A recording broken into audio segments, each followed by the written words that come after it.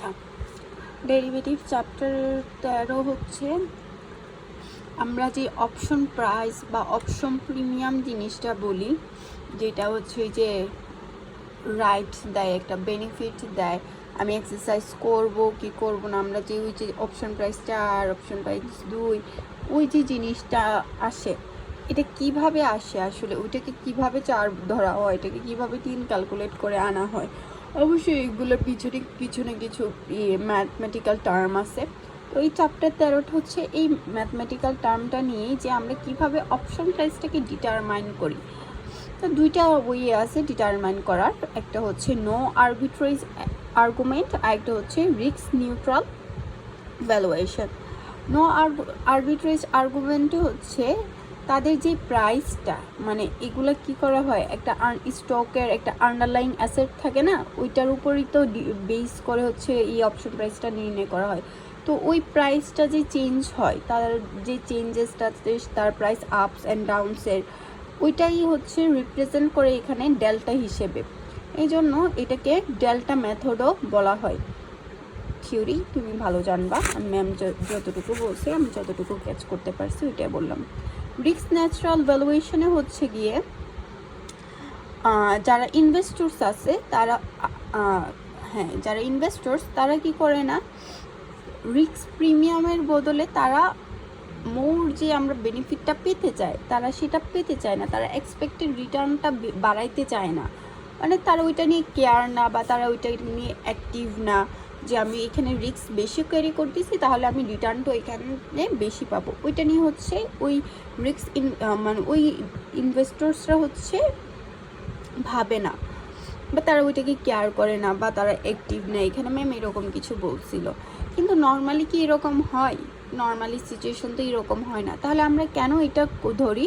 Ma'am বলছিল এটা একটা এক্সেপশনাল, আর পরে কি বলতে পারে না, পরে কি যেন বুঝাইছে বুকাস দিয়ে, যদি এরকম হয় তাহলে আমরা এটার সাথে মানে ডিফারেন্সিয়েট করতে পারবো, এরকম কিছু লাইন ছিল ম্যামের।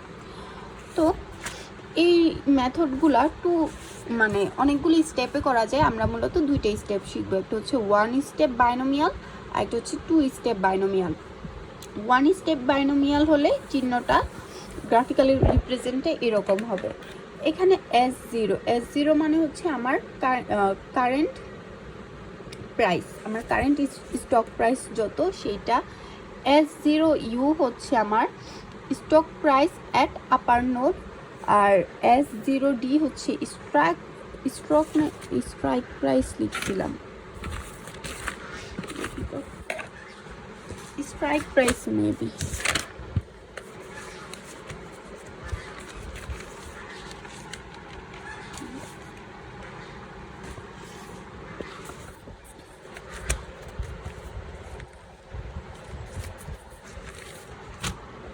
হ্যাঁ, stock price at upper node, আর এটা হচ্ছে stock price at down node, NODE, হ্যাঁ নোড।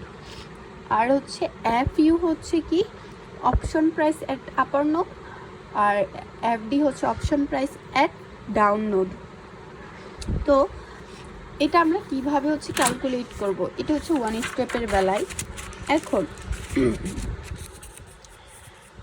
আচ্ছা ম্যাম এখানে একটা জিনিস বলছিল, আমি এখানে দেখাই, যদি আমার স্টক প্রাইস 100 হয়, হ্যাঁ, এটার মানে হচ্ছে এটা বাড়বে যে অ্যামাউন্টটা বলে দেওয়া থাকবে যে 10% বাড়তেছে, বা এই 10% কমতেছে, অথবা এই অ্যামাউন্টগুলো দেওয়াই থাকে যে এটা যদি 100 হয়, এটা 104, এটা হচ্ছে 100 কম হবে, তাহলে ধরো 94, 96 এরকম ভ্যালু দেওয়া থাকবে। তো এটা নিয়ে আমাদের কনসার্ন না, বলা থাকবে।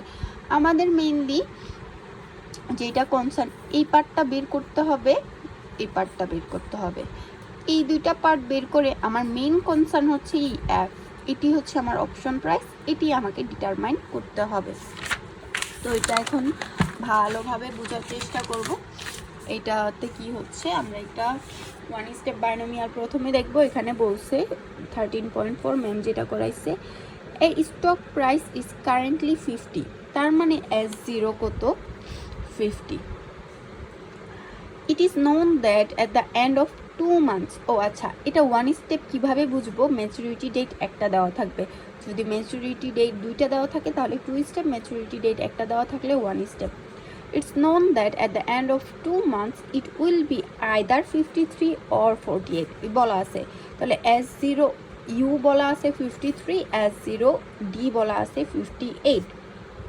এই যে S0 50, S0U 53, S0D 48, এটা আমরা লিখলাম বা আমরা এখানেও সাজাইতে পারি আগে। তারপর রিস্ক ফ্রি ইন্টারেস্ট রেট আর হচ্ছে আমার 10% পার অ্যানাম কন্টিনিউয়াস কোম্পানি, এটা মনে রাখতে হবে। Risk free rate always continuous কম্পাউন্ডিংয়ে দেওয়া থাকে। What is the value of a 2 month European call option with a strike price of 49? What is the value of a 2 month European call option with a strike price of 49? এখানে কি বলছে যে 2 মাস পর আমার call option, আমার option আমাকে অবশ্যই খেয়াল রাখতে হবে। এখানে কি বলছে? কল অপশন নিতে চাচ্ছি, আর এখানে হচ্ছে স্ট্রাইক প্রাইস হচ্ছে আমার 49। S0 স্ট্রাইক প্রাইস কি কে ডেলিভারি প্রাইস বা কন্ট্রাক্ট প্রাইস হচ্ছে আমার 49, এটা আমরা ভালোভাবে মাথায় রাখবো। ইউজ নো আরবিট্রেজ আর্গুমেন্টস, তারপর বলছে নো আরবিট্রেজ আর্গুমেন্ট হচ্ছে এটাকে আমাকে করতে। তারপর এখানে কি হবে? চিত্র এরকম, এটা হচ্ছে আমার S0 50, এটা হচ্ছে আমার S0U 53 আপার নোট, এটা হচ্ছে আমার S0D স্টক প্রাইসের ডাউন নোট 48। এখন আমরা প্রথমে বলছিলাম আমাদের FU বের করতে হবে, FD বের করতে হবে। FU কিভাবে বের করব? FU হচ্ছে এই যে এইটা যে, আচ্ছা এখানে বুঝি আগে। এখন এটা করার জন্য আমার এই বেসিকটা লাগবে, যেটা আমরা চ্যাপ্টার 1-এ পড়ে আসছিলাম। এটা ভুল হলে পুরা ম্যাথ ভুল। কল অপশনে আমরা কি করি? বাই করি। হ্যাঁ, কল অপশনে বাই করি। তাহলে এখন কি করব? এখন সেল করব। সেল, প্রাইস বেশি দামে সেল করতে পারলে লাভ, প্রাইস কম দামে সেল করতে পারলে লস। এটি মনে রাখবা, তাহলে ইজি হয়। তার মানে কল অপশনে যদি আমার প্রাইস বাড়ে, আমার কে কত 49, এটার থেকে বাড়লে আমার লাভ, আমি এক্সারসাইজ করব। এই 49 থেকে কমলে আমার লস, আমি এক্সারসাইজ করব না। এখানে যেহেতু 49 থেকে 53 বাড়ছে, তাহলে FUর জায়গায় আমি এক্সারসাইজ করব। তাহলে এখানে হচ্ছে যে ডিফারেন্টটা এটাই লিখব। আর SD-তে আমি কি এখানে আমার প্রাইস কমতেছে, তাহলে কি প্রাইস কমলে কি আমি এক্সারসাইজ করব না? কারণ আমার লস হবে, লস হলে তো আমি এক্সারসাইজ করব না। যদি এক্সারসাইজ না করি তাহলে ডিরেক্ট 0 আসবে, এখানে কোনো ধরনের ভ্যালু আসবে না যে -1 আসবে কিনা, না। এক্সারসাইজ না করলে 0, এক্সারসাইজ করলে ডিফারেন্ট যে মানে ডিফারেন্ট করলে যে অ্যামাউন্টটা আসবে সে অ্যামাউন্টটা বসবে। আর যদি আমি এক্সারসাইজ না করি ডিরেক্ট 0 বসবে। এই দুইটার থেকে আমাদের কি বের করতে হবে? এই মানটা বের করতে হবে। এখানে আমার এটাই হচ্ছে মেইন। এখন তাদের জন্য কিছু সূত্র আছে। নো আরবিট্রেজ আর্গুমেন্ট বললে ডেল্টা মেথডে করা হয়।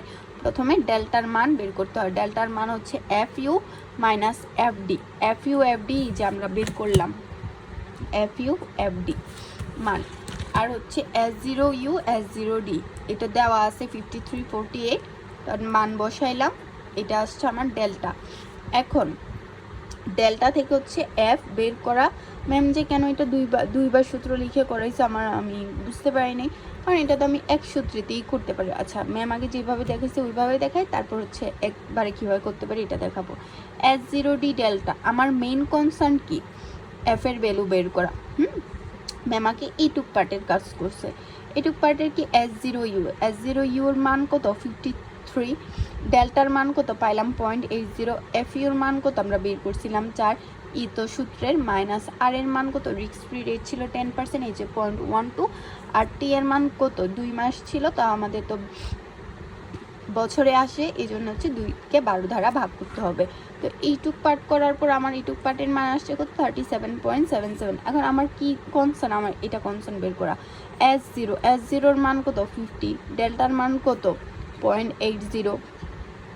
তো হচ্ছে এটাকে আমি যদি এখন পক্ষান্তর করি, এটা গুণ করলে আসে 40, এখানে 40 প্লাসের আছে, এই পাশে চলে গেলে 40 মাইনাসের, এটা থেকে এটা বিয়োগ করলে হচ্ছে মাইনাসের 2.23 আসতো। তো দুই জায়গায় যেহেতু মাইনাস আসবে তাহলে মাইনাস বাদ, এই জন্য আমার এফ এর ভ্যালু আসছে 2.23। বুঝে গেছে? এখন এই সূত্রটা এটা কি, আমি এফ ইউ ধরে একটা মান বের করলাম না, কি বলে, এই যে আপার নোট ধরে বের করলাম যে অপশন প্রাইস এট আপার নোট। আমি চাইলে এখানে অপশন প্রাইস এট ডাউন নোট ধরেও, মানে যে আরেকটা সূত্র আছে ওইটা ধরেও করতে পারি, কিন্তু যেটা ধরেই করি না কেন আমার হচ্ছে সূত্র সেমই আসবে। আরেকটা সূত্র হচ্ছে এরকম, S O D delta minus F D into e to the power minus R T. S 0 D এর মান কত 48, ডেল্টার মান বের করেছিলাম 0.80, এফ ডি এর মান কত 0, তারপর এটা এখন এটা করলেও 37.7ই আসে। তারপর আবার এটার মান এখানে বলা হয়েছি, ডেল্টার মান বসেছি, এগুলো করলে আমার এফ এর ভ্যালু 2.23 আসে। তাহলে আমি সূত্র এটাও ইউজ করতে পারবো বা সূত্র আমি এটাও ইউজ করতে পারবো, আমার যেটা ইচ্ছা। আর হচ্ছে যদি একবারে করি তার মানে হচ্ছে আমি যদি এই মানটা এখানে এসে না বসে আমি যদি এখান থেকেই বসাই শুরু করি তাহলেই তো আমার একবারই এফ এর মান আসে। বুঝে গেছে? এখন আমরা কি শিখতেছি, ওয়ান স্টেপের নো আরবিট্রেজ আর্গুমেন্টটা শিখলাম। এখন আরেকটা কি মেথড ছিল, রিস্ক নিউট্রাল ভ্যালুয়েশন। এই একই ম্যাথের মাধ্যমে আমি দুইটাই দেখাচ্ছি, একটা আর প্রথম মেথডও দেখাচ্ছি, সেকেন্ড মেথডও দেখাচ্ছি। প্রথম মেথডে আমরা ডেল্টা বের করি, পরের মেথডে হচ্ছে আগে পি এর মান বের করতে হয়। তাহলে পি এর সূত্র কি, ই টু দি পাওয়ার আর টি। এটা ভালোভাবে খেয়াল রাখবো, এখানে কিন্তু মাইনাস আর টি না, ই টু দি পাওয়ার আর টি। কি ই টু দি পাওয়ার আর টি, এখানে কি আর এর আগে মাইনাস আসবে না, পি এর ভ্যালু যখন বের করি আর এর আগে মাইনাস আসবে না, কিন্তু আমরা প্রায় যখনই করি সবসময় আমরা মাইনাস আর এর আগে মাইনাস চিহ্ন ইউজ করি। তো এই জন্য আমরা কি ভুলে এখানেও মাইনাস আর এর আগে মাইনাস দিয়ে দিতে পারি, কিন্তু আমরা এখানে মাইনাস দিলে আমাদের কিন্তু ভুল আসবে। আমরা মনে রাখবো যখন আমরা পি ভ্যালু বের করবো আমরা আর এর আগে মাইনাস দিব না, এখানে প্লাসই হবে।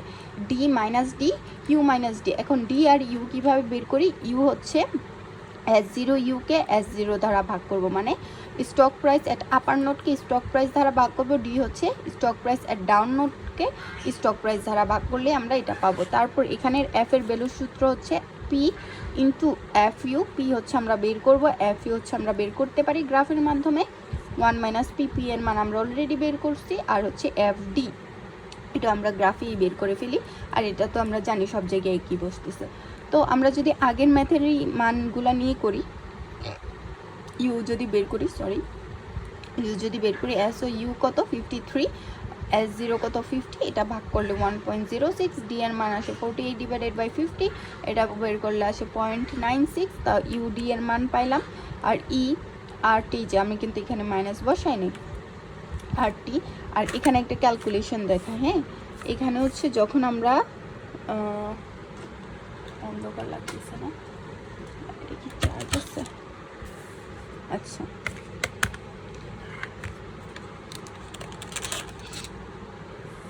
আমরা যখন ই ভ্যালুটা নিয়ে কাজ করব, শিফট এই যে ইন এখানে করলাম আমরা ই, তখন আমরা কি করব, এই ব্র্যাকেট চিহ্নটা ইউজ করব। ব্র্যাকেট চিহ্ন ইউজ করে আমার এখানে কি আছে 0.1 না, তখন হচ্ছে আমি এখানে 0.1, তারপর হচ্ছে গুণ, তারপর 2/12। ব্র্যাকেটটা ইউজ না করলে কি হয়, ভুলভাল আনসার আসে। তো হচ্ছে আমরা আগে এক কাজ করতে পারি কি, এটার মানটা বের করে, এটার মানটা আগে বের করে তারপর মাইনাস 0.96 বাদ দিব, না হলে কি হবে, আচ্ছা পরে আমরা কি করতে পারি, ডিভাইডেড বাই আনসার নিচে 1.06 মাইনাস 0.96 কত আসলো, 0.56, এইটা নিচে 0.56 এটা। আর যদি আমি একসাথে করতে চাই আমি প্রথমে এটা দিব, তারপর শিফট ই, তারপর হচ্ছে ব্রেকেট 0.1 গুণ টু দি পাওয়ার মানে 2/12 12, এটা আমি দেখাচ্ছি কেন, একটা রিজন আছে।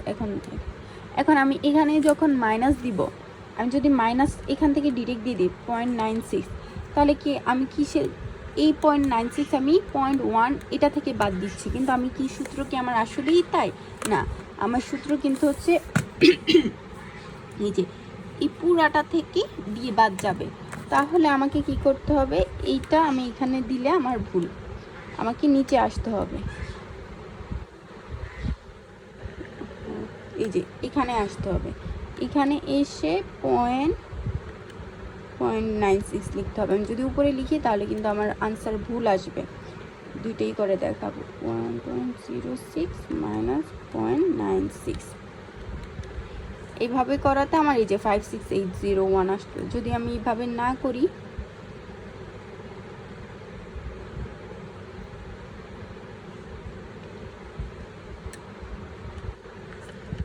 এই যে আমি যদি এই মাইনাসটা এখানে বাদ দিয়ে এখানে বাদ দিই 0.96, যে আমার কিন্তু 3.89 আসতেছে। তার মানে এইভাবে করলে কিন্তু হবে না, এটা মাথায় রাখতে হবে পরীক্ষার সময়। আর ভালো যদি ঝামেলা পুরাটাই এড়াইতে চায়, আগে এইটুকু কাজ করে আনসার বের করে তারপর মাইনাস দিই, প্রথম যেভাবে দেখাইছি ওইভাবে। আচ্ছা, এখন আমি পাইলাম কি, পি এর ভ্যালু পাইলাম। এখন এফ এর হচ্ছে যে সূত্র, এফ এর সূত্র বসাইলাম। এই যে নিউট্রালের এফ এর সূত্র কি, P F U. F U P এর মান তো এখান থেকে পাইলাম, এফ ইউ তো জানি 4 গ্রাফেই বের করছি 1 মাইনাস পি, পি এর মান পাইলাম এখান থেকে, আর এফ ডি এর মানও পাইছি গ্রাফে 0, আর ই আগের মতো, তখন এটা আসছে এটা 2.823। যে নিয়মেই করি না কেন আনসার মিলবে, আনসার সব জায়গায় 2.3 আসবে, মানে সব জায়গায় সেম আনসারই আসবে। এটা আমরা পড়লাম হচ্ছে কল অপশনে 13.4। আমরা আবার আরেকটা শিখবো পুট অপশনে, এটা আমি আরেকটা ভিডিওতে দেখাচ্ছি।